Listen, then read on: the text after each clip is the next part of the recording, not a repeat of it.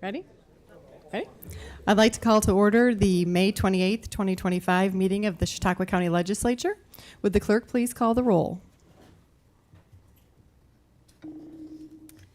Mr. Anthony. Here. Is my mic on? Mr. Bankowski. Here. Mr. Buchanan. Here. Mr. Carl. Here. Mr. Shagnon is absent. Mrs. Dickey. Mr. Harmon. Here. Mr. Heiser is absent. Mr. Johnson. Here. Mr. Landy. Present. Mr. Larson. Here. Mr. Nelson. Here. Mr. Neville. Here. Mr. Pavlak. Here. Mr. Penhollow. Here. Mr. Proctor. Here. Mr. Scudder. All right, and Chairwoman Gustafson. Here. We will now have the prayer I'm and sorry. pledge of allegiance. Did I miss somebody? Sorry, Mrs. Vanstrom. Sorry. I'm sorry. We will now have the prayer and pledge of allegiance by Legislator Scudder. Dear Lord, thank you for this day. Thank you for this opportunity we all have to come together to represent this great county of Chautauqua County. And we just pray that we can be orderly, get things done, and do what's best for the citizens we represent. I'd also like to special prayer for Chairman Gustafson that things can be orderly and respectful, and she doesn't have to hit that gavel too many times tonight. So be with us all. In your name we pray. Amen. Amen. I pledge allegiance To the flag of the United States of America, and to the republic for which it stands, one nation, under God, indivisible, with liberty and justice for all. I will now entertain a motion for approval of the minutes from the April 23rd, 2025 legislative meeting. Legislator Bankowski, in a second. Legislator Proctor. All in favor? Any opposed? Carried. Next on the agenda, we'll have the privilege of the floor. Members of the public may comment on any subject related to any local law, resolution, or motion appearing on tonight's agenda. Individual comments are limited to 3 minutes, and comments representing a group shall be limited to 5 minutes. Is there anyone here to speak to the first privilege of the floor? Is there anyone here to speak to the first privilege of the floor? Legislator Carl? Thank you, Madam Chairwoman. I wanted to talk a little bit about public transportation today. The route that used to cover Buffalo to Jamestown over to Olean, but goes through Fredonia and Dunkirk. I've been advised by the ticket office at SUNY Fredonia. second privilege. I'm sorry, Mr. Carl. We'll be holding that till the second privilege of the floor, if that's okay. Okay. Thank you. Seeing no one else to speak to the second privilege of, to the first privilege of the floor, I would like to now welcome the county executive, Legislator Ms. Dalton Anthony, and Legislator Nelson to come up for the first commendation. It will be for the Frewsburg girls basketball team. If there are any members here from the Frewsburg, okay. Actually, there is another event this evening, and the girls were unable to attend, so we will be traveling to Frewsburg to present their commendation and certificates, but we will read the commendation this evening. Whereas the Frewsburg girls basketball team has displayed remarkable athletic excellence, dedication, and teamwork through the 2024-2025 season, achieving in the highest honor in New York State high school basketball. And whereas the Frewsburg Bears earned the title of league champions, Section 6 champions, and Far West regional champions. And whereas in March, the Bears achieved their ultimate team goal by winning the New York State Public High School Athletic Association Class C Girls Basketball Championship.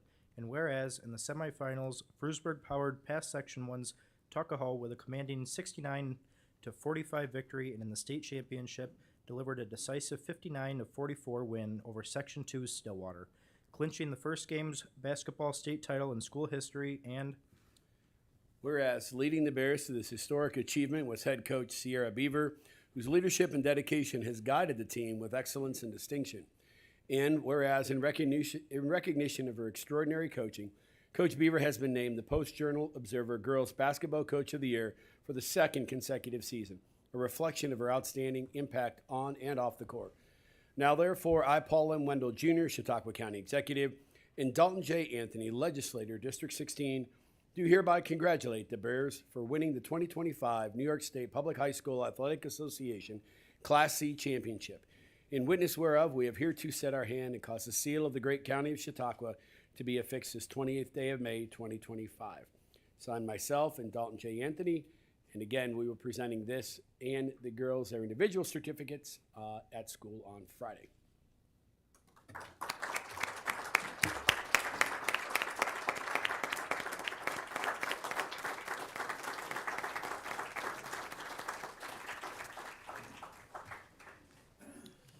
So this next group is here, and what I'm going to do is read off their names for an individual certificate, and then we'll read the proclamation at the end.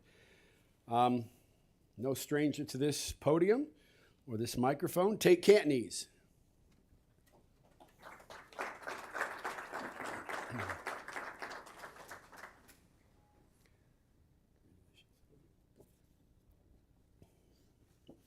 Johnny Abers.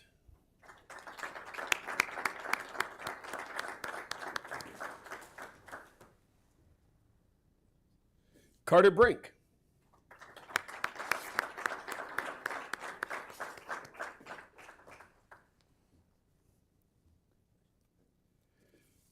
Brandon Hirsch.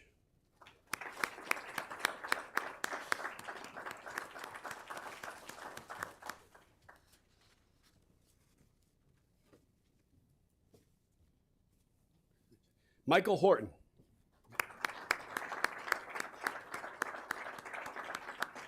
Andrew Spiesman.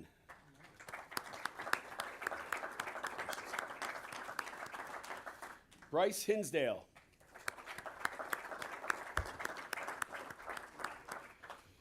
Alex Barmore. Colton Rhodes. Is there anyone? If we could have their coaches come on down. Ed Nelson. And company.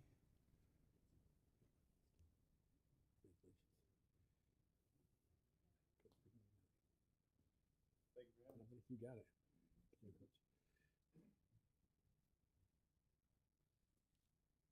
Now, I'm also told, I'm a little biased, but I know the head coach, I know Mr. Payne was the athletic director and is retired. Mr. Nelson's son, there's a little Brockport connection here with the basketball program, so that's good. I know a lot of great people come out of that program, that school, even if they did wrestle and do other things. But, you know, some of these guys were here for a state championship in football, and, you know, it was interesting. We also discussed that, you know, they're competing as teammates for a state title, then they turn around and compete against each other for a state basketball title. So a letter from the county executive, a letter of commendation, whereas the Panama boys basketball team has demonstrated outstanding athletic excellence, unwavering determination, and exemplary sportsmanship through the 2024-25 basketball season. And whereas under the leadership of their dedicated coaches and commitment of every team member, they achieved a remarkable record of 23 wins and only 2 losses. And whereas the Panthers earned the title of league champions, Section 6 champions, and Far West regional champions. And whereas the Panama Panthers made school history by claiming their first ever boys state championship title with a thrilling 78-69 victory over Bridgehampton in the Class D final at Visions Veterans Memorial Arena. And whereas the team's incredible season culminated in being named the #1 ranked small school by the Buffalo News, earning a well-deserved recognition among the best of their peers. And whereas this historic championship season marks the culmination of Coach Ed Nelson's remarkable 18-year tenure as head coach of the Panama Panthers. And whereas in recognition of his outstanding leadership and enduring impact, Coach Nelson was named the 2025 Post-Journal Observer Boys Basketball Coach of the Year, a fitting tribute in his final season at the helm. Now, therefore, I, Paul M. Wendell Jr., Chautauqua County Executive, do hereby congratulate the Panthers for winning the 2025 New York State Public High School Athletic Association Class D Championships, and as well congratulate Coach Ed Nelson on his retirement from coaching. In witness whereof, I have hereto set my hand and caused the seal of the great county of Chautauqua to be affixed this 28th day of May 2025, signed by myself. I just want a show of hands. How many were on the state championship football team? How many have a shot at going to states in their spring sport? Okay, so a little commitment and dedication, and congratulations go. Coach Nelson, would you like to come on up? Sure. Give you a chance to receive this. The microphone's yours. This is one of the few things that I came to that I didn't think I was going to have to speak at. So thank you, Mr. Wendell. And Coach Payne actually got me excited at the beginning of this thing. He's like, "Hey, I don't think you're going to speak at this one." I didn't believe him, but we were proud to represent Chautauqua County. And honestly, after it was all said and done, I sat down on Sunday, and I don't think I slept for like 3 weeks leading up to it. But I sat down in the chair and we were thinking about things and looking at past state champions in Chautauqua County. And I'm glad I didn't do that before, because I didn't realize how rare it was in boys basketball to do it. So, this group in front of you, their commitment since they were in Pampers, running around when their brothers were doing this same thing, is second to none. So I couldn't be happier. Coach Payne down there at the end, he was athletic director at Panama for many decades. And, one of the things that doesn't get said a lot is he let me be a coach during that time, in that transition. And he did a lot of the stuff, collecting POs, getting vouchers, just doing all the administrative things that needed to be done as an athletic director. And it's one of those things, like I'm sure your job, you don't appreciate what people do until you actually put your feet in their shoes. And thank you, Coach Payne, Coach Nelson, Coach Hosier down there for keeping the book. And thank you for having us here tonight. And we're proud to represent you.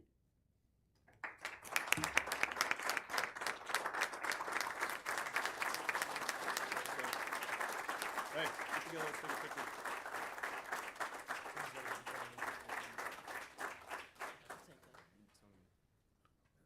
All the good-looking ones get in front. Send Bryce up there. He's never got a hair out of place.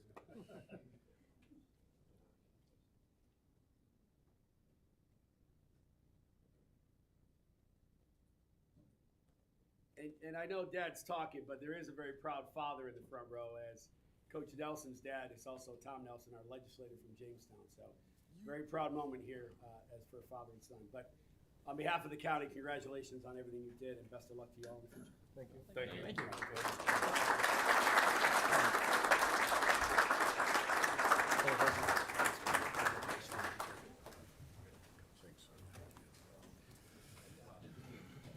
Well, we're not done yet. It's amazing, realistically, when you look, and as Coach Nelson said, it is, I like to think it's a rarity, but more and more very proud to see the athletic accomplishments of Section 6, Southwestern New York, especially Chautauqua County, because people forget we're even out here when you talk. And I'm sure when people are actually scouting, I'm like, who are these guys? Where's Panama?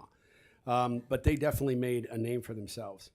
The next group we're going to talk about, again, they're going to be getting their recognition, and this is a combined Frewsburg, Falconer, Southwestern, and Jamestown boys swim team. So a letter of commendation from the Office of County Executive.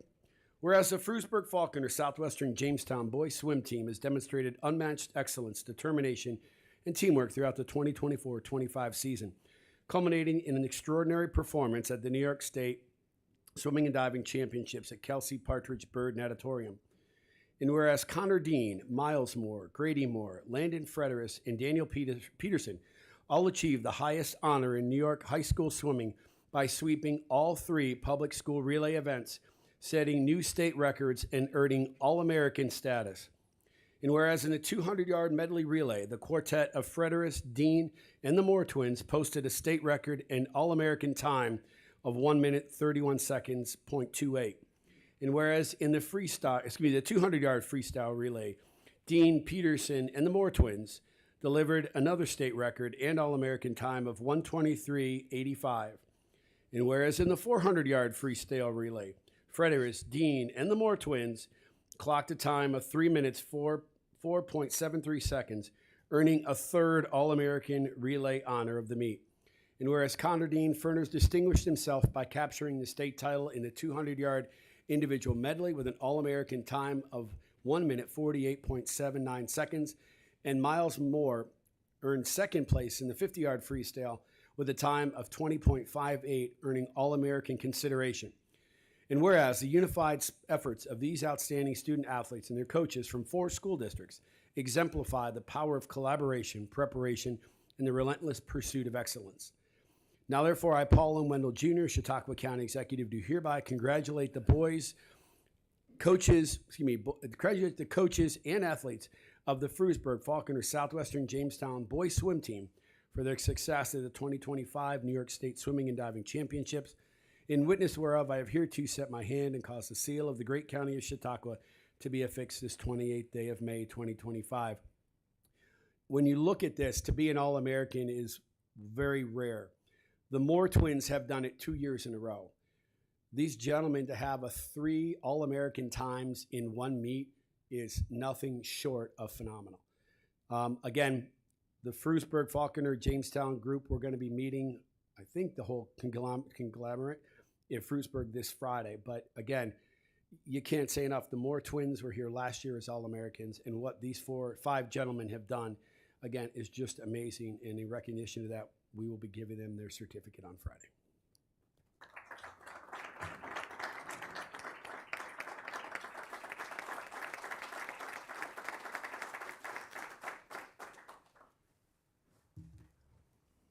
This one is for great achievements, not in the field of athletics, but from the Office of County Executive, a proclamation. If I could have John and Buddy come on down.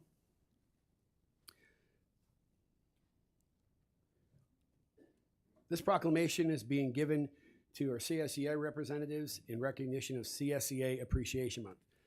Whereas the Civil Service Employees Association, CSEA, is one of the largest and most influential public employee unions in the state of New York, representing thousands of dedicated professionals who provide essential services to our communities.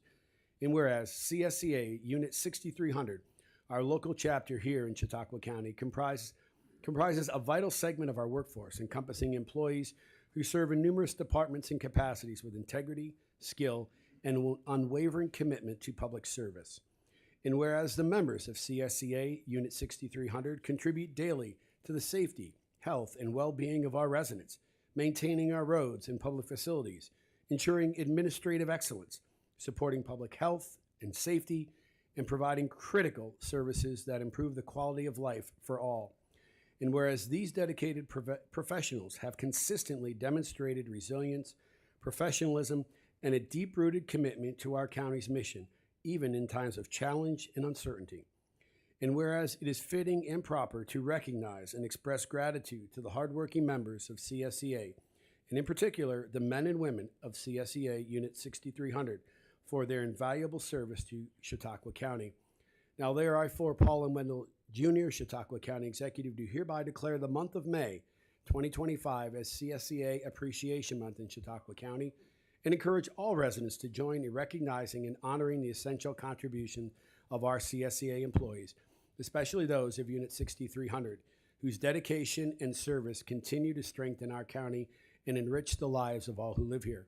In witness whereof, I have hereto set my hand and caused the seal of the great county of Chautauqua to be affixed this 28th day of May, 2025.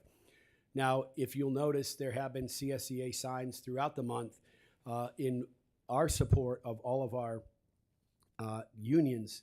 We have a total of 6 that we negotiate with here in Chautauqua County. Is that correct? 4, I apologize. 4 CSEA units. So again, without these men and women, we are not able to provide the functions and the services we do. So on behalf of myself and the legislature, thank you so much for all you do.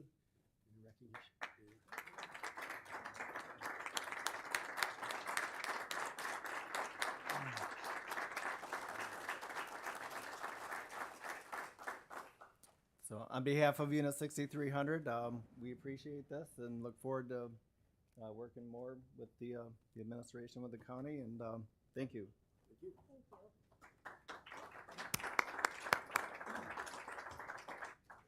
Okay, thank you. We will now have a presentation on our agenda. I will be turning the floor over to Sheriff Quattrone as well as Labella Associates and Justice Planning.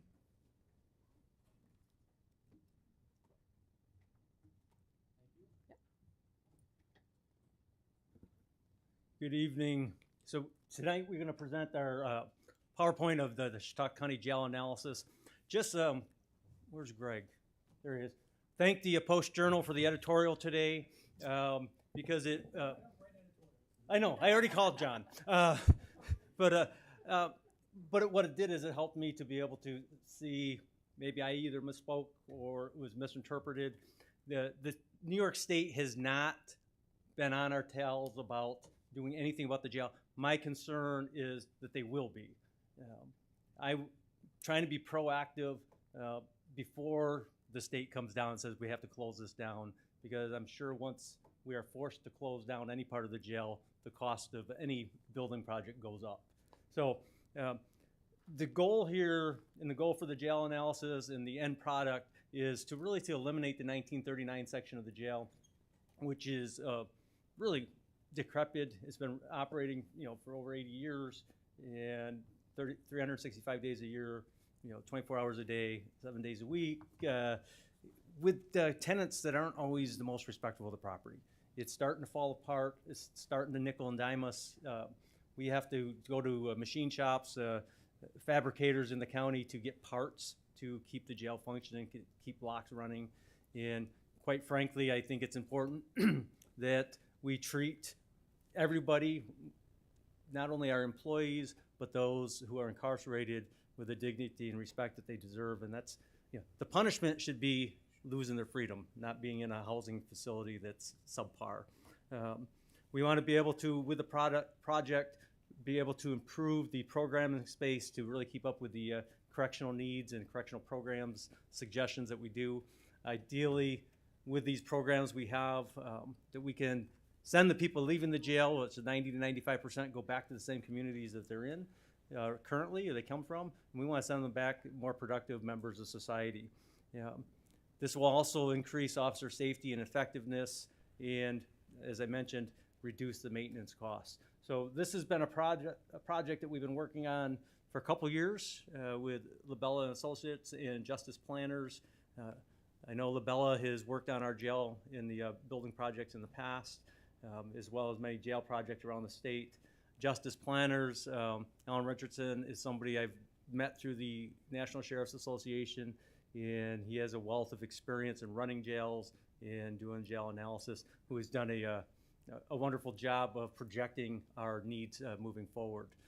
Just to put it out there because it was mentioned, I do torture myself and read Facebook posts after the article was in the paper, just to see what the public is really viewing. And it's good to hear from what the public wants or doesn't want. And we have, there's different options we can have. I am concerned about kicking the can down the road.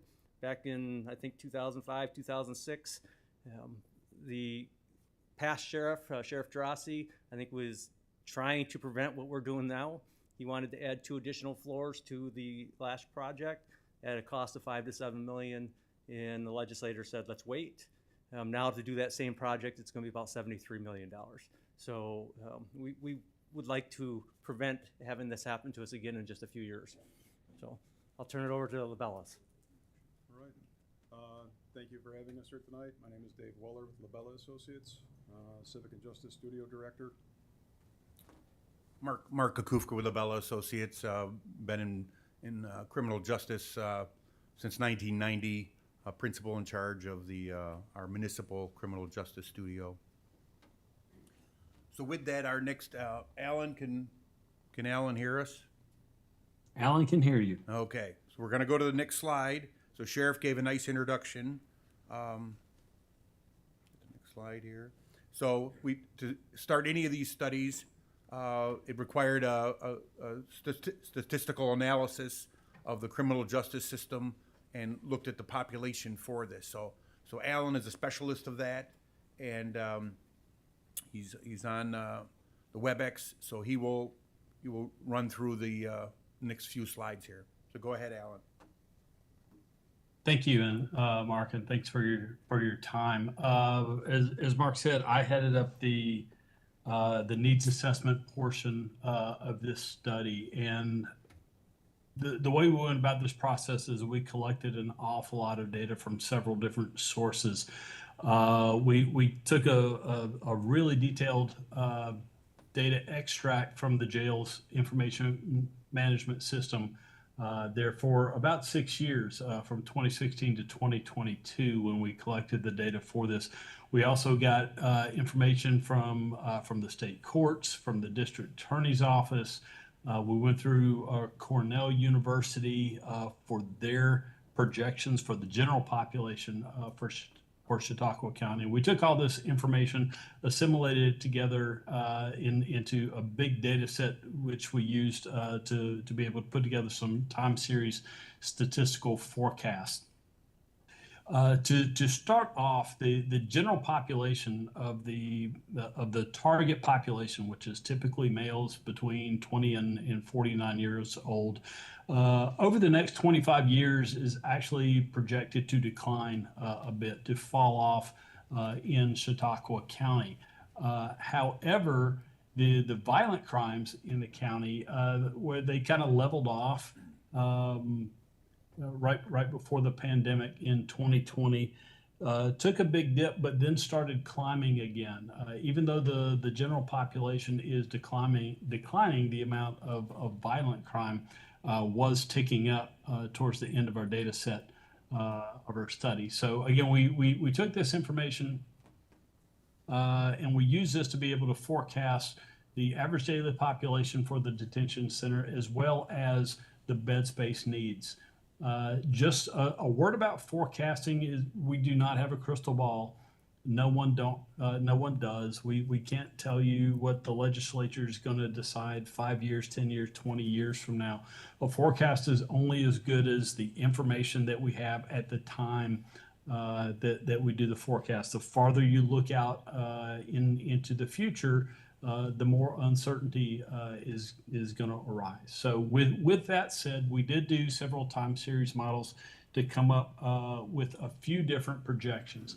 The first one was our base forecast, and what this means is nothing changes in process or practice tomorrow from the way business is conducted today. Now, on the graph that you're looking at now, the blue line is the actual average daily population of Chautauqua County up until about mid 2022.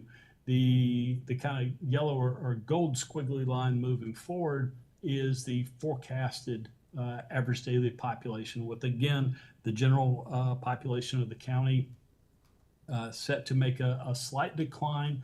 Plus, post-COVID, even though violent crimes were up, the number of bookings, average bookings per day, average length of stay in jail were starting to decline a bit, and that's why we have a decline in the projected average daily population if nothing changes.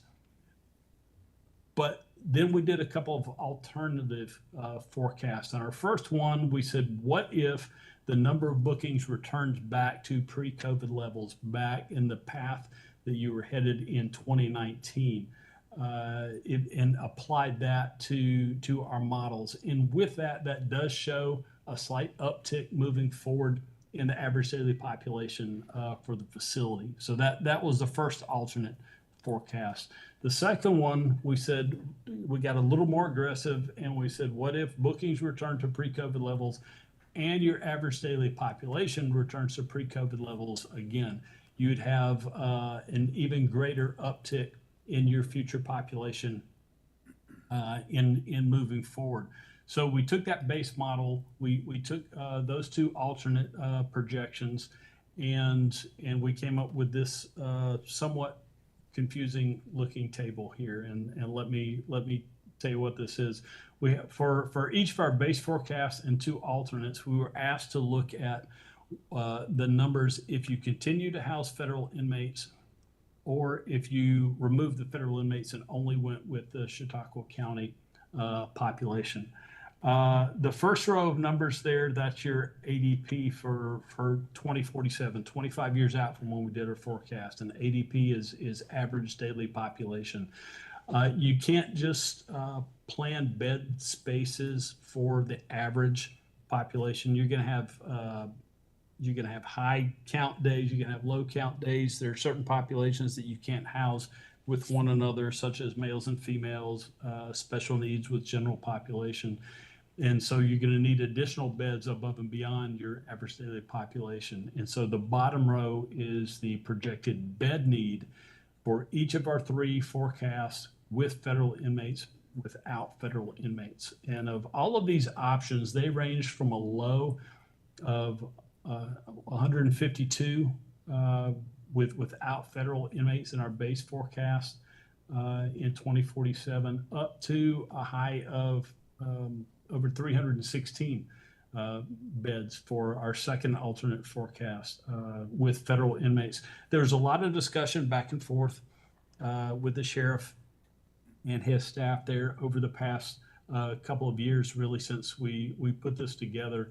And the consensus came down to a 224 bed option, which is the second alternate without federal inmates there, which tracks pretty much spot on with the direction that the inmate population numbers have been since we did this study. And I believe Mark and Dave are going to pick it up from here and talk about what we've put together so far based on that 224 bed number.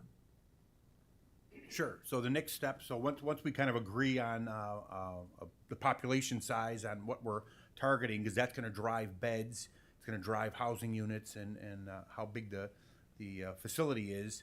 We looked and we did a square foot program. We call it a program, but it's a square foot program of all the spaces in there. So at a macro level, because we're trying to do this as an initial concept analytical study here, is we went through all the took into account all the existing housing units, all your existing spaces, visitation, staffing, kitchen, administration, housing, etc. And we came up with about, at the very bottom there, if you can't see it on the screen, is about 114,000 square foot program. So that's about a square foot program. Now that provides you a basis as if you were going to build new off-site someplace, that would be your target, square footage that we did. But also, keeping it on campus, what it does is we would then use this program to say, what can we repurpose? What can we use existing? What can we reduce this program down to the net needs, for the jail? And so we came up with, Dave and I worked on some concepts on how might you fit this on the campus, on your existing campus, to get a 224 bed facility on there with the least amount of disruption as possible, and incorporate it, into the land that you have. So looking at a really high level concept, we took a look at what would be required in order to get the program space, the new beds, things like that into it, along with the parking, and taking out the 1939 building as it stands. So this concept would be to build the new addition in yellow down in the south end of the parking lot, right next to the current pods. And that would be the sheriff's administration space. It would be all the cap court, administration, medical, as well as locker support staff, mechanicals, and really the unit spaces that are needed. Being able to take down the 1939 building is going to help a lot for space. And doing this concept and this approach, you don't have to house out the incarcerated as they stand.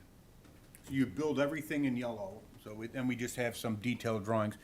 You would build everything in yellow, or at least the main building to the south in yellow. keep the sheriff's operational that is currently in the parking lot.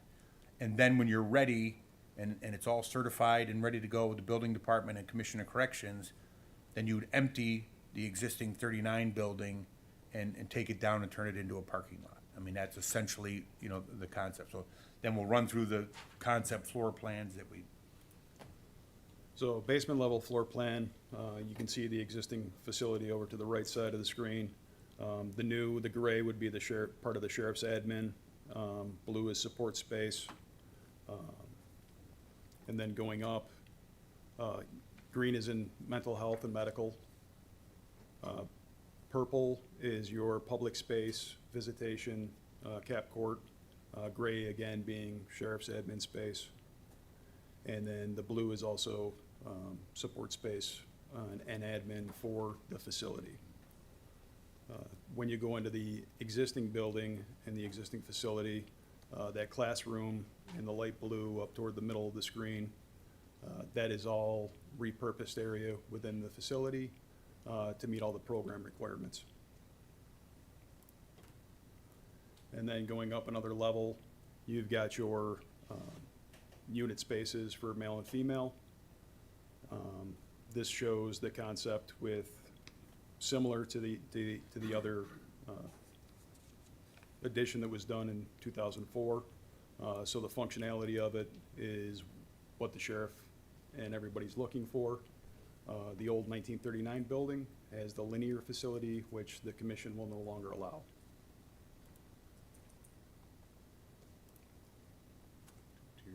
Yep, two-tier. So you've got your mezzanine level. So this is your lower level with day room space, and then above, you've got a stair that's going to go up to it, but it's a mezzanine with additional cells. And then your roof space at the top. So as we were going through and looking at it with the concept budgets for the 224 bed option in 2023, the cost would be between 103 and 108 million. And projecting out, today's cost would be 114 to 119 million. So just over the course of 2 years, the increase of 11 million is realized. Taking a look at the square footage total, we're at about 118,000 square feet. So that's a little more than the 114 on a new build. But you are losing some efficiencies by trying to work within the site that's here. And we're trying to get everything in that's possibly needed. yeah, and on all the estimates we're seeing, I mean, it's a shame, but post-COVID, you know, I think pre-COVID numbers for a correctional facility were in that $500-600 a square foot range, you know, project cost. But post-COVID, everything that we're seeing, estimating with the recent projects completed in Dutchess County and things like that, they're pushing almost $1,000 a square foot. It is absolutely amazing, but that's what's going on in the industry, and you know, the sad thing is around the state is, you know, so you have a 1939, you know, building. There's just as old as ones also. Niagara County is looking at a facility, a 1956 building that they are struggling with on what to do with it. As it's deteriorating and difficulty with parts. So you're not the only one necessarily dealing with it, but it is a little bit of a sticker shock. But this is the marketplace that we're in. Yeah, so typically the escalation that you saw before was 3.5% to about 5%, upwards of 6%. In 2021, the escalation rate jumped on some of the construction, and there was a 19% increase. So just as natural, like with any study like this that put together, we said to the sheriff and to the county team is what would the next steps be, you know, for this? I mean, because this is a very high level concept, right? I mean, this is what we were intended to do. The purpose of the jail study was to go through and say, okay, what's the inmate population look like? You have to really decide about, do we continue to board in feds or do we not, federal inmates? And the decision is leaning towards not. you know, as we talked to the sheriff's office. And so I think that if you want better definition for the project, that we really probably should go through with Alan Richardson. We'd bring Alan back on and really go through and do a customized program. We kind of, as a study level, we did a kind of a macro level program. But if we really want to know and maybe crunch that 114,000 square foot we talked about, maybe it gets a little smaller, maybe it gets a little bigger. But let's really define that. This was a option that was an evolution option. We had three options before this one, and we kind of settled on this one. And so now we'd thought about taking off like the top of the 1939 building and keeping the sheriff's office below, but that's really probably not practical to do. And so we'd have to go back and program with the sheriff's office and say, okay, what parts and pieces of that have got to come over, you know, with this. So going through and bringing down to a detailed and getting consensus on a total square foot program would be a next step to do. Then you take this concept design that isn't thoroughly vetted with public facilities and the sheriff's office. I mean, it's trying to say, how would you fit this? Our mission here was, how would you fit this concept onto the site? I think it's a viable concept, but I think it needs some work on doing that. So let's talk about that. Where does the radio shop go? Does it stay on this site? Do we take the tunnel, the inmate tunnel from the courthouse? Do we extend it further back? How does it connect into the new building? So you got a lot of little stormwater details, things like that. So, you know, we could do a better job in defining the approach. And then of course everybody wants to define the budget and the schedule. So you'd come back through, and when we did this in 22, 23 and projected to 25, we might want to do this in 25 and project to 26, 27, you know, to give you a better idea of where this is landing. So typically for our schematic design through construction documents, it's about a 12-month stint to go through and create the design, go back and forth. So you've got about a year there. And then what we typically do is try to project to the midpoint of construction. So if it's gonna be 3 years of construction, you'd be looking at mid-2027. But I think under this scenario, assuming you want to take, you know, again, you have to talk about this, but you take like baby steps, you take the next step of this thing, and what's on the screen here, this would probably only take, you know, 3 months or something like that. We have a lot of good information right now, and it could take another 3 months or so to perfect this and make this better, so. That's what we have. So any questions, comments? Sheriff, or what? Yep. Legislator Larson has a question. Thank you, Madam Chairman. It's good to say that. Like most legislators, by the way, I timed this today. It's about 5 minutes and 15 seconds, so nobody else needs to run a stopwatch. Like most legislators, I have not been given the $120 million report on the jail. In 2004 and 2005, when this legislature approved the last jail project, however, I was your county attorney. From 2014 to 22, I was a criminal court judge in the busiest city court per judge in Western New York, Jamestown City Court.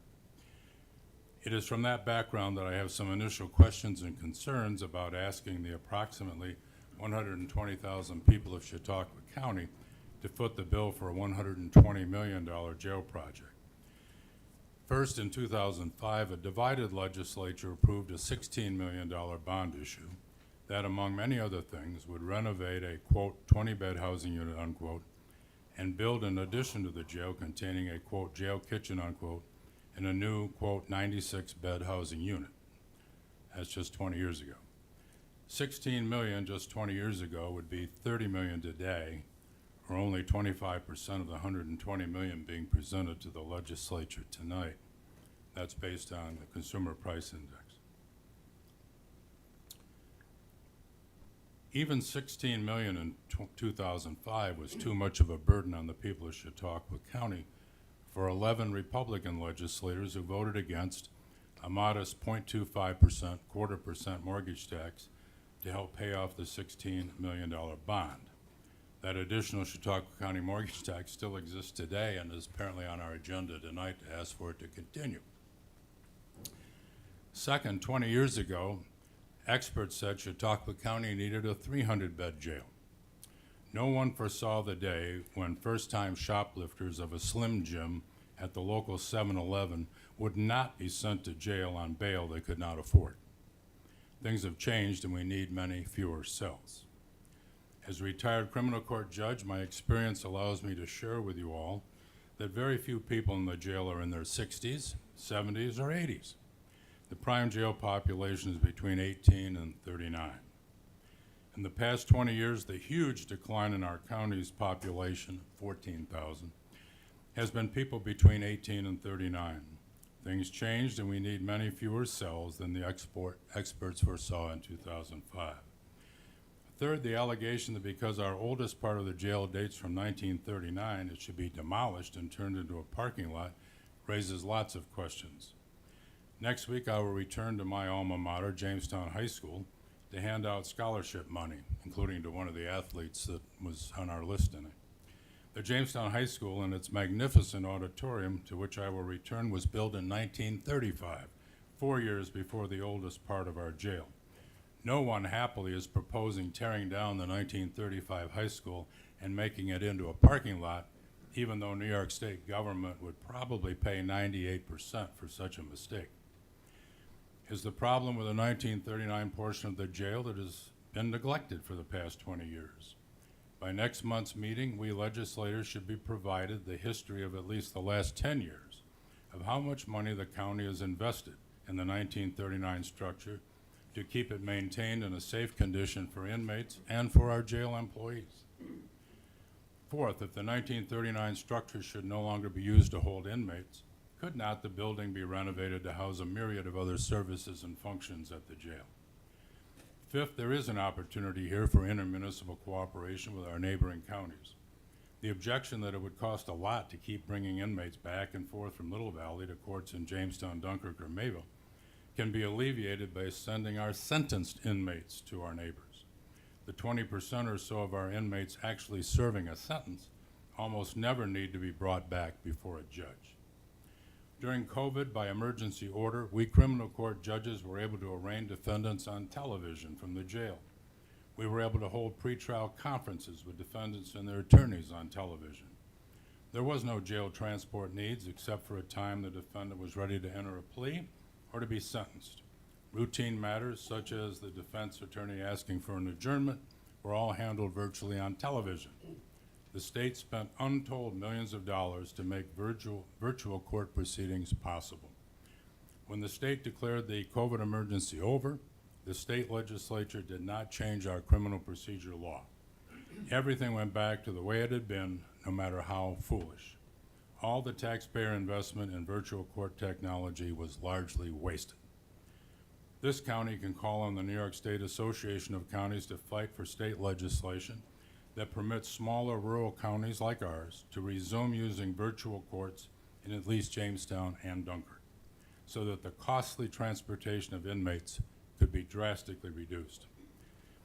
My lifetime experience in county government and in the criminal court tells me we can and must do better for our residents than a $120 million further investment in the county jail. Thank you. Thank you. May I address Mr. Larson's comments? Oh, Sorry, yeah, I Sheriff didn't know where that was Quattrone. coming from, sorry. So in 1966, I was born into the criminal justice system when my father was the police chief in the town of Bustye. I've been around criminal justice my whole life. Mr. Larson was one of my professors at JCC, and I've been working for the sheriff's office since 1987.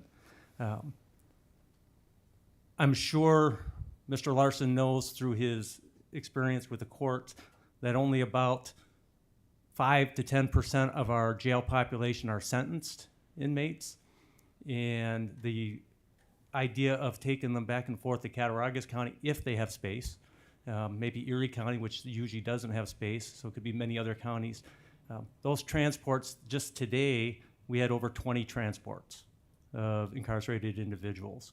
The 1939 section almost made me laugh when Mr. Larson compared the 39 section of the jail to the 35 section of Jamestown High School.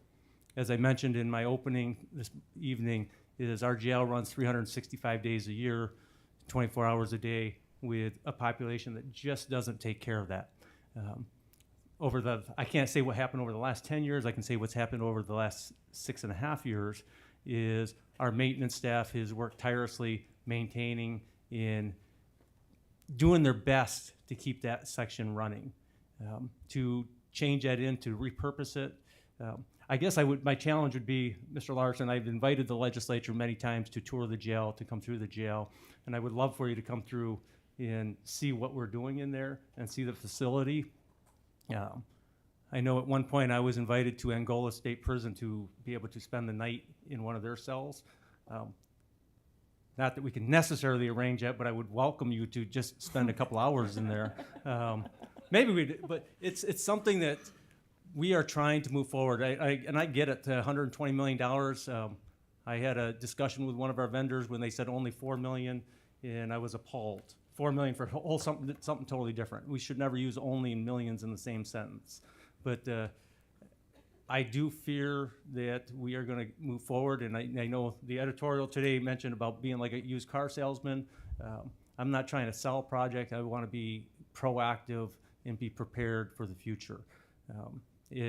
Again, you mentioned the forecast, and Alan mentioned we don't have a crystal ball. We can't tell for sure what's going to happen.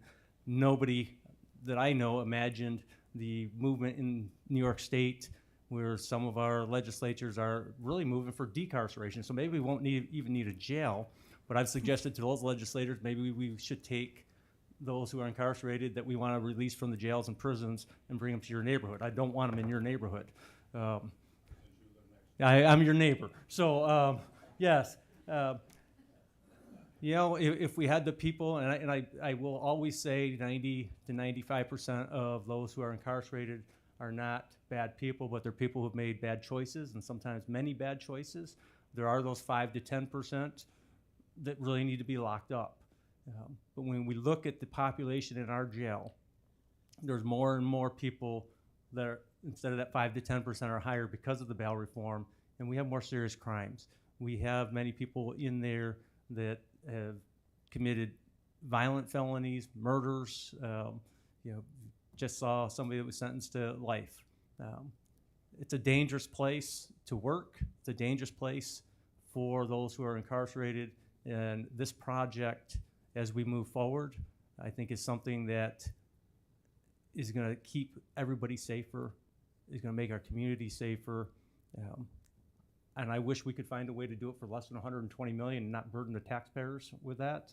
But my guess is I will likely be retired before the project is done. And I don't really want to kick the can down the road and give the burden to the other people. I think if we can do our best now, we can be proactive, work out a plan. We're not giving up on continue to research this. We're working with our committee. We're going to, again, take in the public comments, comments from Mr. Larson, from the Facebook or whatever, but we will continue to move forward, and we'll have some community conversations with ideas. I just would ask people to be realistic, realize that whether the person's incarcerated or not, they need to be treated with dignity and respect, and that housing needs to be something that can be respectful and fit for human living. Thank you. Thank you, Mr. Sheriff Quattrone. Legislator Nivell.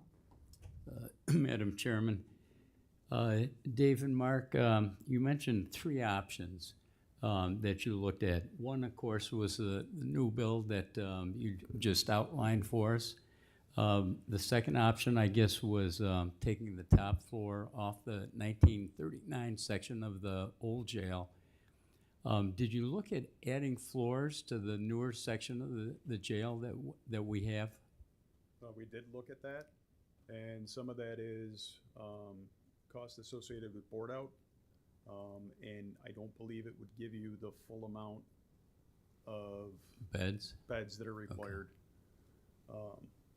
When we did look at it, again, even on the 1939 portion, if that was to come down, the sheriff's administration would have to move out to a different location as well. Just like if we were to build over the current housing units, they would have to get relocated if there was any potential in any of the other surrounding counties to board them in. Okay, thanks, Dave. Are there any other questions? Okay, at this time, we'll take this back to our committees for further discussion and determine next steps, if any. Thank you. So, thank you very much for your time.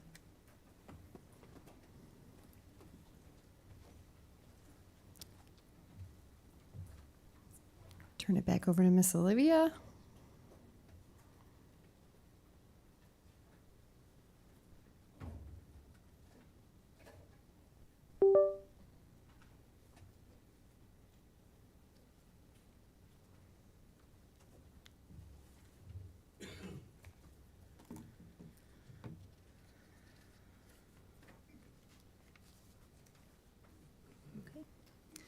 There are no veto messages from County Executive Wendell from the April 23rd, 2025 Legislature meeting. There are 8 communications listed on the agenda. Our office has also received an additional communication that was received after the agenda was finalized. This communication will be number 9. It's an email containing a resolution, a map, and an affidavit of publication from the town of Chautauqua regarding notice of designation of the town of Chautauqua source water critical environmental area. If you'd like a copy of any of these items, please let our office know. Okay. Local law introductory number 2-25. A local law regulating the use of public and private sewers and drains in sewer districts established by the county of Chautauqua. Are there any questions or comments on the local law? Seeing none, will the clerk please call the roll? Mr. Anthony. Yes. Mr. Bankowski. Yes. Mr. Buchanan. Yes. Mr. Carl. Chairman Shagnon is absent. Mrs. Dickey. Yes. Mr. Harmon. Yes. Mr. Heiser is absent. Mr. Johnson. Yes. Mr. Landy. Yes. Mr. Larson. Yes. Mr. Nelson. Yes. Mr. Nebel. Mr. Pavlak. Yes. Mr. Penhollow. Yes. Mr. Proctor. Yes. Mr. Scudder. Yes. Mrs. Vanstrom. Yes. Chairwoman Gustafson. Yes. Okay. There are 17 yes votes and 2 members absent. The local law is adopted. Local law introductory number 3-25, a local law continuing an additional mortgage tax. Are there any questions or comments on the local law? Legislator Larson. Chair,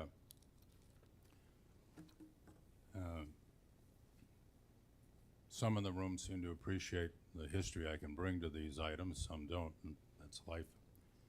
In order to pay for the big court project, it gave us that lovely entrance to our building and got us to occupy whatever percentage of the old Mayville School building. That was a true state mandate. This legislature got a letter from the chief administrative judge of the courts saying that if this legislature that particular night didn't pass, I think it was a $17 million bond issue, the court administrator was going to direct the New York State Comptroller to withhold $17 million in state aid to this county. True story.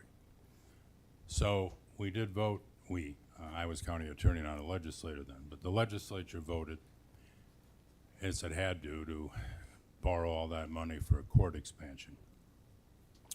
But the legislature at that time did a very responsible thing. It looked for revenues to pay off these bonds.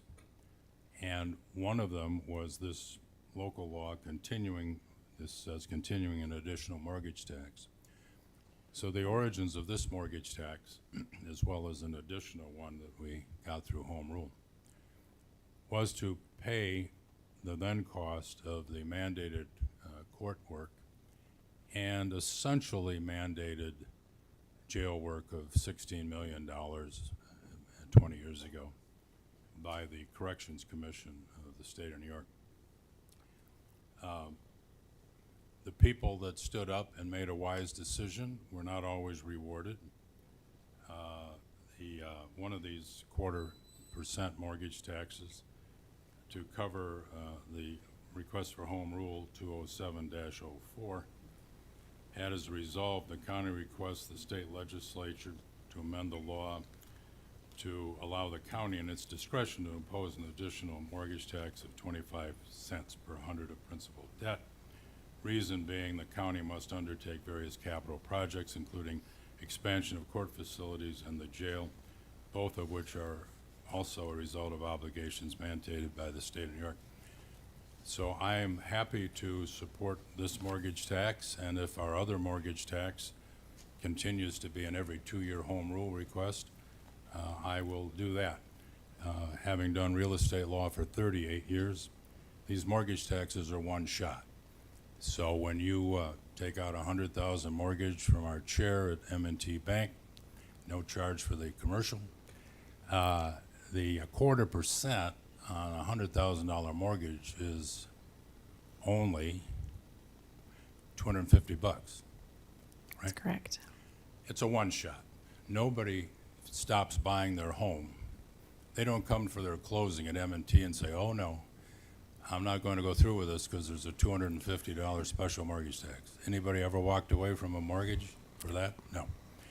I'm happy to support this, and when the home rule request comes up for the other 0.25%, I'll be happy to support that. It was the right thing to do 20 years ago to pay for these essentially state mandates, and it's the right thing to continue them. Thank you. Thank you, Mr. Larson.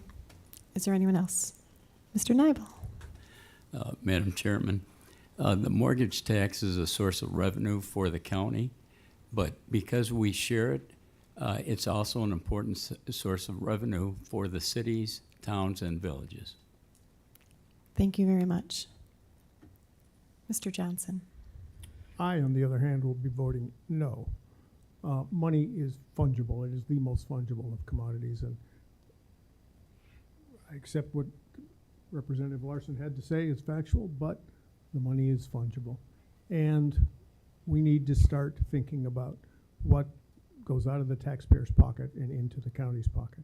So I'll vote for the $250 to stay in the taxpayer's pocket. Of course, if you're signing a big mortgage, $250 doesn't sound like much, which means it's easy tax because nobody really notices it. But just because they don't notice it doesn't mean it's any less than $250. So I will be voting no. Thank you. Legislator Larson. Or an analysis in this legislature. Of course, money is fungible. Well, most of it is, unless it's dedicated to a reserve or something.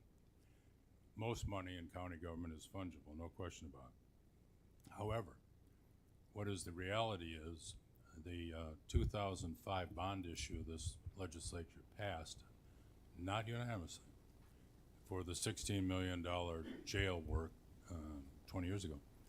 Those bonds were 25-year bonds. So by my mathematics, 25 minus 20 leaves 5 more years that it needs revenue from somewhere to pay off those bonds, and the additional mortgage tax continues to be a relatively smart way to do that. Thank you. Thank you. Are there any more questions or comments?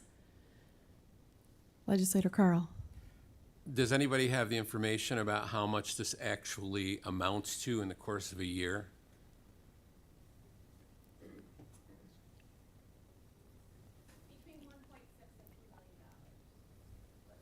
Thank you. Thank you. Is that for the whole 0.25%, or is that just for the 25 basis points?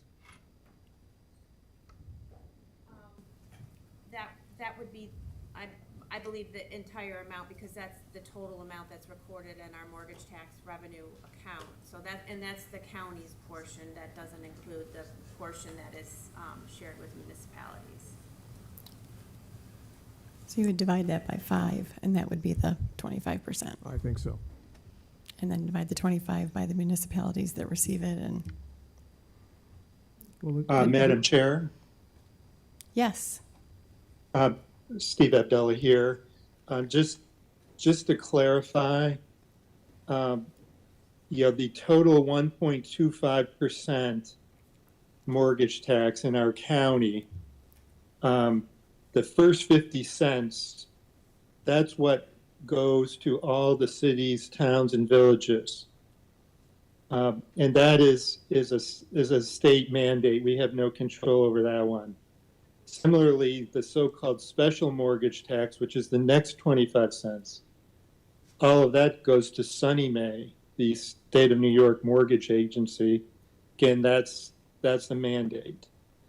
As to the remaining 50 cents, which is two 25-cent taxes, as Mr. Larson referred to, one of them it is required that be used for courts and jail projects. And that one is optional. It could be suspended at some point. However, that one is in place, actually does not require any further home rule for extension. I don't believe, at least has not for many years. And that remains in place. It is not the one up for extension tonight, which is the last 25 cents. And that one, which is also optional, all of that revenue goes to the county for general purposes. That's the one up tonight. So of the $1.25, it's 50 cents that comes to the county, half of it for courts and jails, half of it for general purposes. And in all of those cases, the county clerk's office is entitled to retain its expenses in administering the mortgage tax. I'm not sure to what extent that's done or what those numbers might amount to. But that's just wanted to give that clarification. Thank you, Mr. Abdullah. Mr. Larson, this is your third time. Madam Chair, well, if my comments are not related to the resolution, you'd rule me out of order. If they are, we don't have a 3 intelligent comment rule, or even a 3 unintelligent comment rule. I didn't want to quibble with my legislator from the Forestville area because there's no need to quibble. But the Attorney Abdullah has clarified for all of us the split of the mortgage tax, and I think we have a resolution tonight to share a mortgage tax.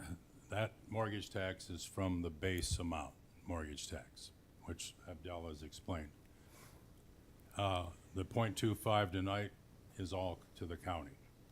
The 0.25, the other special that he mentioned, that's all to the county.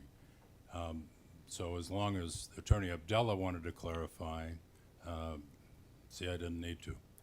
But one of these is dedicated to courts and jail bonds that are still out there. The other quarter, Abdullah has indicated it goes to the general fund, and that is truly fungible, as Legislator Johnson says. Thank you. Thank you. Any other questions?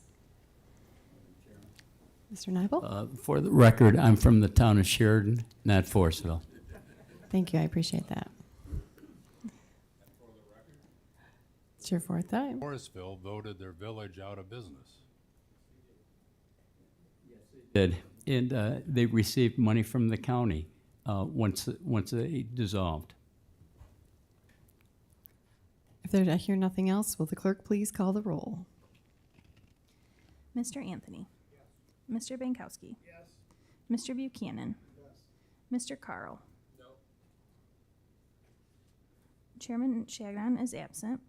Mrs. Dickey. Yes. Mr. Harmon. Yes. Mr. Heiser is absent. Mr. Johnson. No. Mr. Landy. Yes. Mr. Larson. Yes. Mr. Nelson. Yes. Mr. Nebel. Yes. Mr. Pavlak. Yes. Mr. Penhallow. Yes. Mr. Proctor. Yes. Mr. Scudder. Yes. Ms. Vanstrom. Yes. Chairwoman Gustafson. Yes. There are 15 yes votes, 2 no votes, and 2 members absent. The local law is adopted.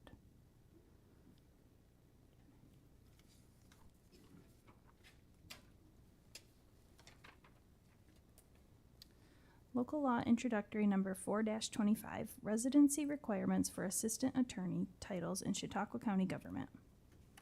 Are there any questions or comments on the proposed law? Legislator Johnson. I will vote in favor of this. However, as we discussed this in committee and then outside, an issue that needs to be discussed out of this and understood better is the role of remote work or working from home, and what policies, procedures, systems we have to permit that or not permit it, and how this all fits. Because, as was mentioned, working from home may enter into this, and properly administered, that's absolutely fine, but it's a subject for further discussion. Thanks. Thank you. Are there any more questions or comments? Seeing none, will the clerk please call the roll? Mr. Anthony. Yes. Mr. Bankowski. Yes. Mr. Buchanan. Yes. Mr. Carl. Yes. Chairman Shagnon is absent. Mrs. Dickey. Yes. Mr. Harmon. Yes. Mr. Heiser is absent. Mr. Johnson. Yes. Mr. Landy. Yes. Mr. Larson. Yes. Mr. Nelson. Yes. Mr. Nebel. Yes. Mr. Pavlak. Yes. Mr. Penhollow. Yes. Mr. Proctor. Yes. Mr. Scudder. Yes. Miss Vanstrom. Yes. Chairwoman Gustafson. Yes. All right. There are 17 yes votes and 2 members absent. The local law is adopted.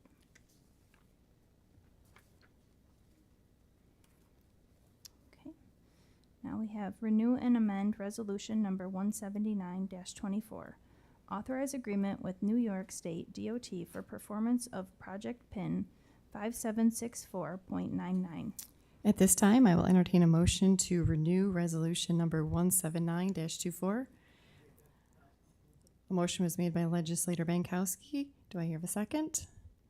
And a second by Legislator Vanstrom.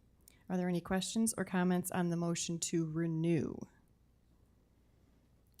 All in favor of renewing, please say yes. Any opposed?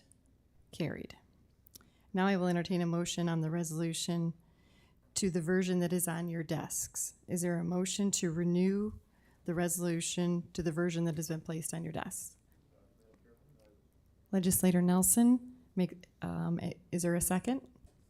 Legislator Harmon. Are there any questions or comments on the motion to amend? All those in favor, please say aye. Opposed? Carried. Okay, now the resolution has been renewed and amended. Are there any questions or comments on the resolution as amended on your desk? Okay, we are voting on the current version as amended. All in favor of the amended resolution 17924 as amended, please say aye. Opposed? Carried. Thank you. 147-25, confirm appointment Parks Commission. Are there any questions or comments on the proposed resolution? Hearing none, all in favor, please say aye. Opposed? Carried. 148-25, confirm reappointment off-track betting. Are there any questions or comments on the proposed resolution? All in favor, please say aye. Opposed? Carried. 149-25, confirm reappointments Chautauqua County Soil and Water Conservation District Board of Directors. Are there any questions or comments on the proposed resolution? All in favor? Any opposed? Carried. 150-25, authorize extension of lease agreement with Town of Chautauqua for office space for Chautauqua County Department of Mental Hygiene. Are there any questions or comments on the resolution? All in favor? Any opposed? Carried. 151-25, authorize renewal of lease agreement with Jamestown's Rental Properties, LLC for office space at 333 East Fifth Street in Jamestown, New York. Are there any questions or comments? Legislator Nelson. Probably not surprised that I'm supporting this resolution and Resolution 152. I'm glad to see that we are continuing to renew our lease agreements for mental health, the Mental Health Hygiene Office and the Department of Motor Vehicles for the next 2 years, keeping these offices in the city of Jamestown until 2027. And I hope that we can continue this for long after 2027. We all saw a presentation on the possibility of moving the county offices to the Chautauqua Mall. And I know it's 2 years away, possibly, but I just want to go on record that representing Jamestown, that I'd be opposed to that idea. We need to consider the people who we are serving and do what's best for them. And also consider the negative impact that moving those offices and their staff would have moving them out of the city. So I won't speak for the other legislators from Jamestown, but I would hope that they would also have this on their radar and would support keeping these offices in the city of Jamestown for a long time. Thank you. Thank you, Mr. Nelson. Mrs. Dickey? Madam Chairwoman, I want to thank the workers of both Jamestown and Chautauqua County for collaborating on this issue. As Legislator Nelson made the comment that this would be devastating to Jamestown, there was quite a bit of discussion about it, and I was very happy to see the collaboration and the work among our leaders in both the county and the city to work out this issue. Thank you very much. Is there anyone else? All in favor? Any opposed? Carried. 152-25, authorized lease agreement with Jamestown's Rental Properties LLC for office space for the Jamestown DMV. Are there any questions or comments on the resolution? All in favor? Any opposed? Carried. 153-25, authorized public hearing on ground lease with the Erie JHW LLC at Chautauqua County Airport, Jamestown. Are there any questions or comments on the proposed resolution? All in favor? Opposed? Carried. 154-25, authorize acceptance of criminal justice discovery and bail reform funding FY 2025. Are there any questions or comments on the proposed resolution? All in favor? Opposed? Carried. 155-25, authorize acceptance of Health Equity Innovation Grant from Univera Healthcare for Local Roots Program. Are there any questions or comments on the proposed resolution? All in favor? Any opposed? Carried. 156-25, authorize agreement with Chautauqua Cattaraugus Erie 2 BOCES for culinary arts instruction 2025 through 2026. Are there any questions or comments on the resolution? All in favor? Opposed? Carried. 157-25, authorize agreement with various school districts for school resource officer services 2025 through 2026.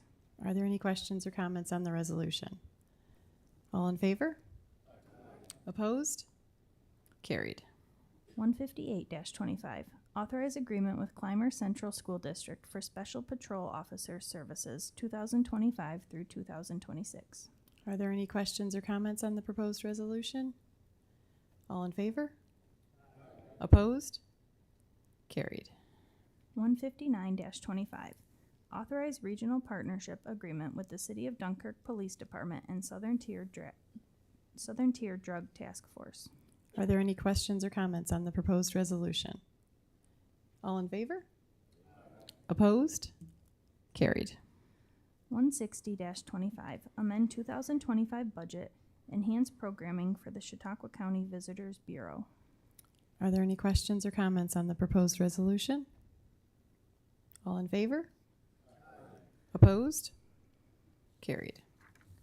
161-25, amend 2025 budget for repairs to and replacement of fire-damaged equipment, environment, landfill. Are there any questions or comments on the proposed resolution? All in favor? Opposed? Carried.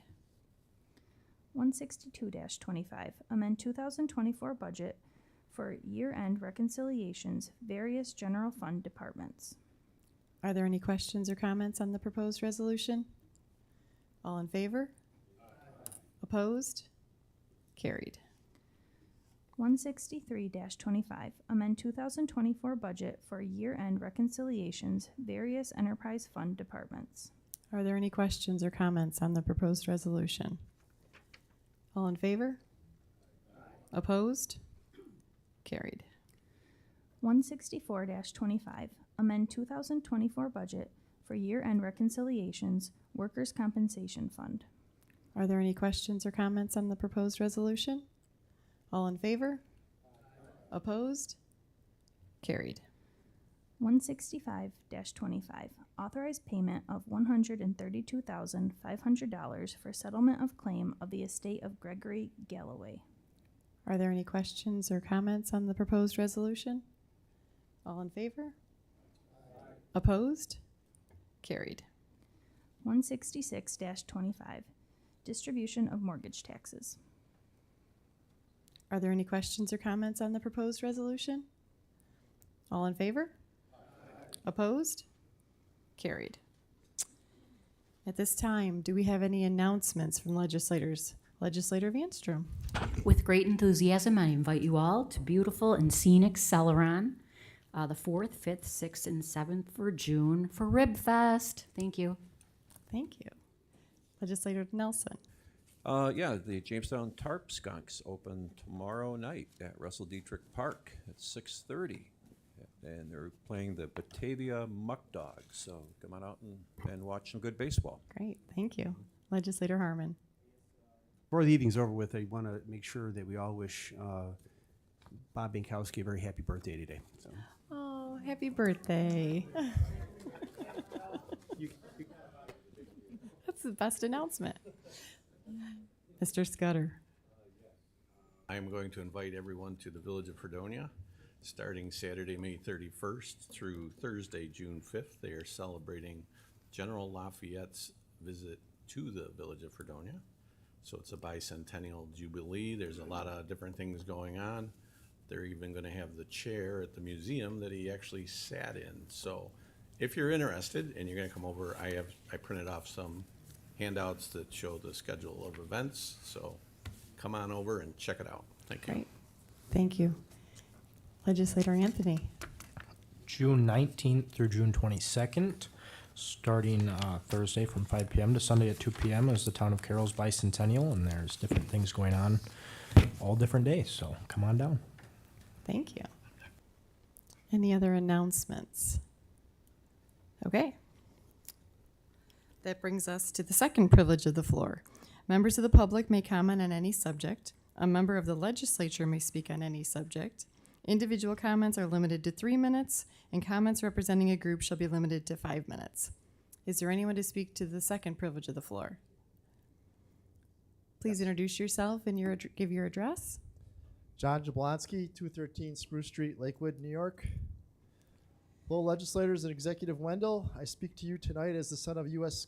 Army Korean War combat veteran who proudly served the country he loved and who was willing to die to protect our freedom. But now our rights and freedom are under daily attack. Our U.S. Justice Department, which is tasked with protecting and upholding the laws and Constitution, has been turned into an operation to illegally investigate and harass those with whom President Trump dislikes and upon those he seeks revenge. January 6th, insurrectionists encouraged by Trump violently invaded and ransacked the Capitol building. Now this Republican administration is destroying billions of dollars of public property. Important multi-year science and health research and life-saving institutions are being destroyed. The Republican administration, with the help of the Republican Congress, are vandalizing publicly owned intellectual property and trashing the careers of scientists and medical professionals who have dedicated their careers to this important research. You Republicans sit and watch this vandalism and take no action.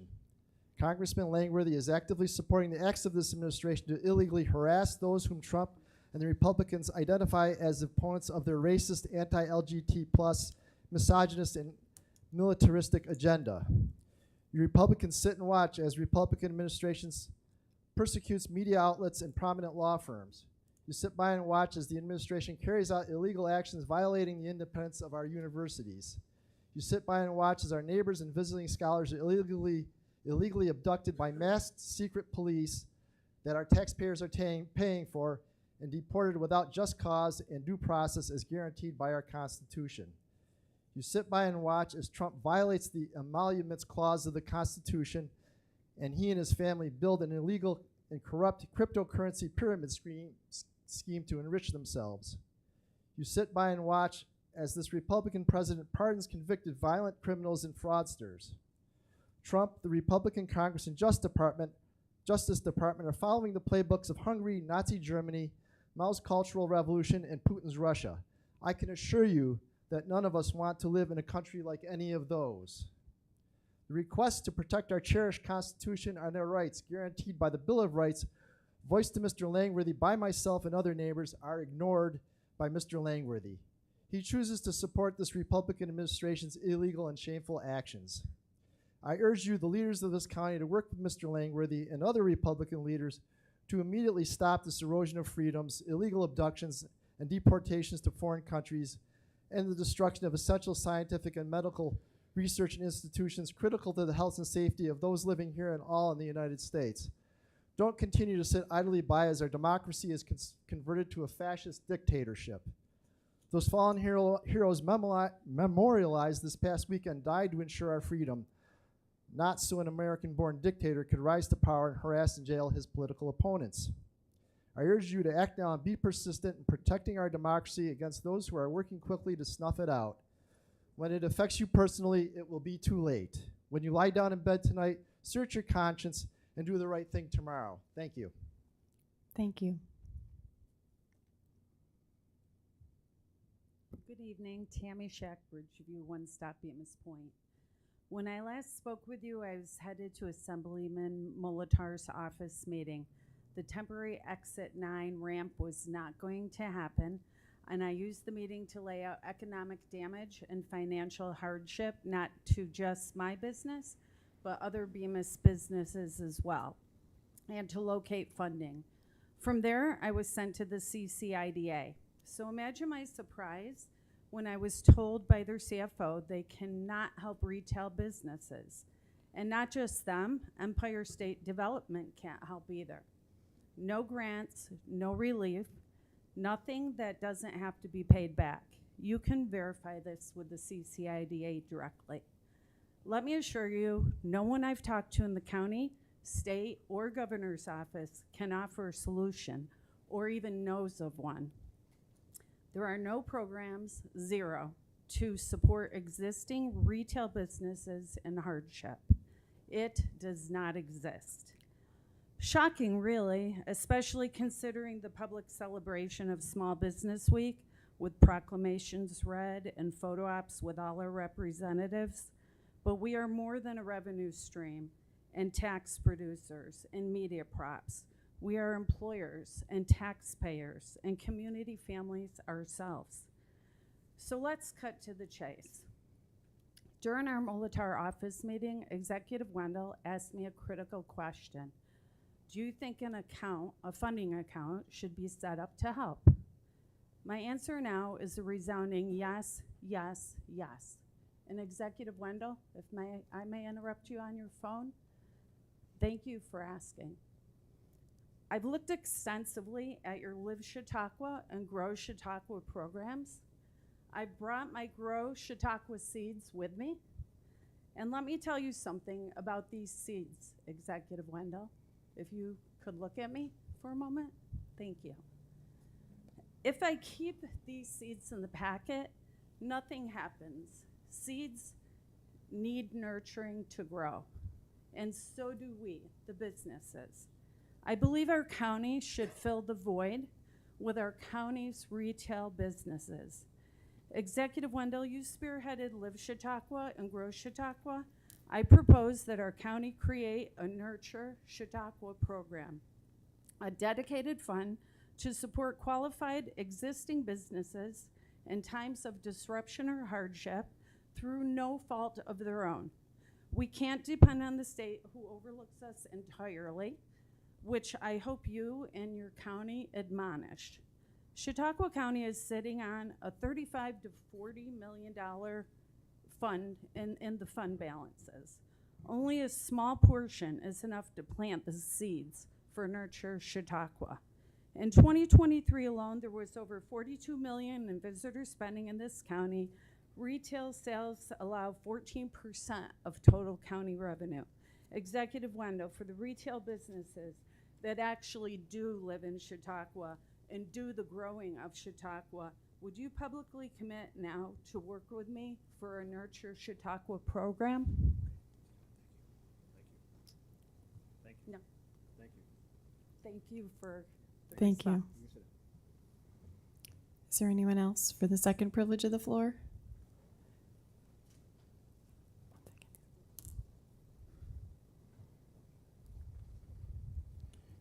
Good evening. Hello, I'm Jim Werfritz from the town of Ellery, president of the Chautauqua Lake Property Owners Association, the CLPOA. I hope you all had a great Memorial Day weekend. The CLPOA was busy with 2 meetings about the wetlands issue with about 175 of your constituents. Very well attended, and we're planning another one for the 4th of July weekend. Well, here we are in May of 2025 with over 3,000 acres of our Chautauqua Lake, I stress lake, and hundreds of acres along its shoreline up 100 feet onto private property and under homes, restricted as wetlands, and much more to come across the entire county. In the end, it was left to 2 all-volunteer Chautauqua Lake nonprofits and its donors, 1 municipality, a trade organization, and a local business group to fund and file suits against an uncaring and misguided state government which ignored all of our and your pleas. You deferred on joining our litigation. We hope you will not similarly ignore the opportunity to support us as an amicus party. Your well-staffed and taxpayer-funded county law department can prepare the brief. You've been well aware of this issue and its impact. It's over 2.5 years since the legislature passed the August 22 amendment to the Freshwater Wetlands Act, almost 2 years since we first raised concerns about the amendment, and over a year since the newly formed CLPOA held the first of 12 wetlands public meetings to help make all aware of the issue. The Jamestown Post-Journal has covered the issue extensively. This is an issue about which the county executive, despite his open door policy, has refused to meet with us for over a year. Instead, he relied on discussion with and assurances from the DEC Region 9 director, no friend of Chautauqua Lake. Or he took faith in the low probability and late-breaking lake exempting legislation introduced by our senator and assemblyman. Or he relied on advice from lake organizations supportive of the regulations or with groups focused on their own special interests. It's apparent he didn't get the full story until September 24, when he changed his tune and joined 8 of 9 lakeside municipalities and several lake organizations to publicly oppose the regulations. This legislature, a month later, passed the first of 2 resolutions, what the Post-Journal called too little, too late. So here we are, the 9th time we've spoken to you in as many months, and once again, as is your custom, from the back of the room. We appreciate that most of you have shown us the courtesy of turning around and listening to what we had to say. Not everybody, though. Very few others have spoken to you on this very important topic. What we have to say would have helped the county executives and others here fill in the blanks in their understanding of the wetlands issue and its impact.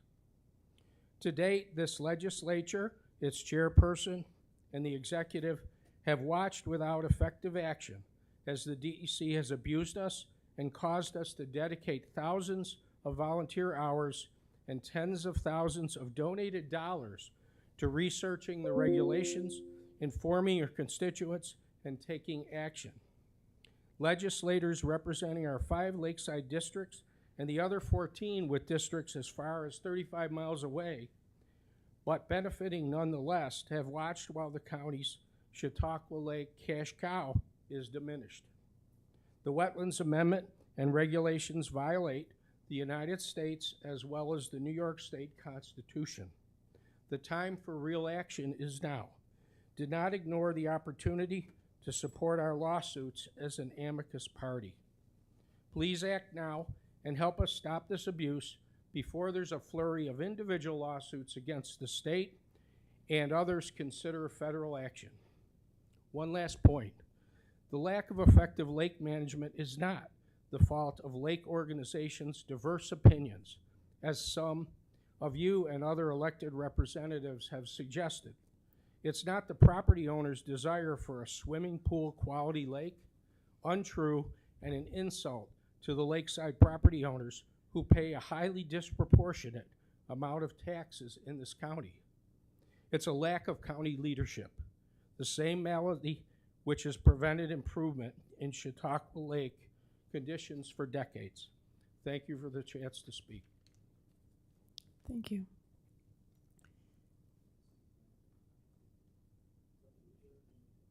May I also address the wetlands issue? I believe you've already had your 3 minutes. This is a separate issue. I would like to respond to what was, if that's okay with you. Go ahead. Thank you. John Jablonski, 213 Spruce Street, Lakewood, New York again. I'm a property owner and taxpayer in Ellery and Lakewood Busti, and I support the state's wetland regulations. I've devoted my career to protecting the health and enhancing the health of Chautauqua Lake and the waterways of the county. And it is important that we don't let a landowner who owns the land for 7 years or 10 years or 2 years be able to go in and destroy wetlands which are essential to the health of the lake. Lakes in Minnesota and Wisconsin and Vermont and other states have shoreland protection regulations. This law will ensure that if your neighbor is developing a new home, that they will, through this regulation in the protected immediate adjacent area, which is 100 feet. They're not saying that the shore is a wetland. They're saying that the lake vegetation and shallow waters are a wetland. But if you're within 100 feet of that, you have to make sure that you undertake development in a way that isn't going to harm the lake. So let's be clear that the shoreland itself, if it's not a wetland, is not a wetland. It's in the 100-foot buffer area. So I think it's really important that we protect the most important economic and ecological asset of Chautauqua County. And I would hope that the county does not spend my taxpayer dollars on fighting these regulations. Thank you. Thank you. Do I get to speak again? Okay. I have to correct one thing that Jenny said. The wetlands designations that have been done so far are in areas where the municipalities requested herbicide treatment permits. That's about 600 acres plus 100 feet around it out in the lake.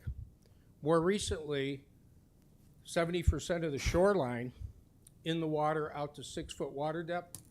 Another 2,500 acres has been designated wetlands. And with that goes restrictions, wetland restrictions on 100 feet upland onto private property. That 100 feet upland onto private property is not wetlands, as John said, but there's a whole series of wetlands-related restrictions that apply to that 100 feet as well, including under people's houses. Thank you. Thank you. Legislator Carl. Thank you, Madam Chair. The two things that I wanted to cover today and I'll be brief, is the number one is public transportation. I don't know how many people know, but we've lost Coach USA and then the US Crew Change bus services throughout the county. And right now I've been contacted by the ticket manager from SUNY Fredonia, and there's an opportunity to show support to the Trailways bus company to try to restore the route. the route from Buffalo to Jamestown, Dunkirk, Fredonia, on into Cattaraugus County. It used to run 5 times a day for 6 days a week, and holidays and Sundays it'd run twice a day. But the 2 previous providers are not there, and there's an opportunity to restore the bus route, which many people use, you know, not only from the college, but from the public, to intersect with, you know, major transport out of Buffalo. So if anyone would like to voice their support, I could email the contact from Trailways and the person who's organizing this from SUNY Fredonia, and any additional support could be helpful in restoring this bus service through our county. The second thing I want to talk about quickly is a public safety issue, and we're not immune to the national global epidemic of homelessness and transient living, and we have a situation developing. It's been developed a little bit in the Fredonia area, and it's not unlike something that's happened in the past in Faulkner and Jamestown. But what it is we have a hotel complex that's actually also receiving funds to house temporary inhabitants and residents of our community, and it's causing an issue that I think leaves us with some liabilities if there were to be an incident on that site, with us being part of what's funding this situation.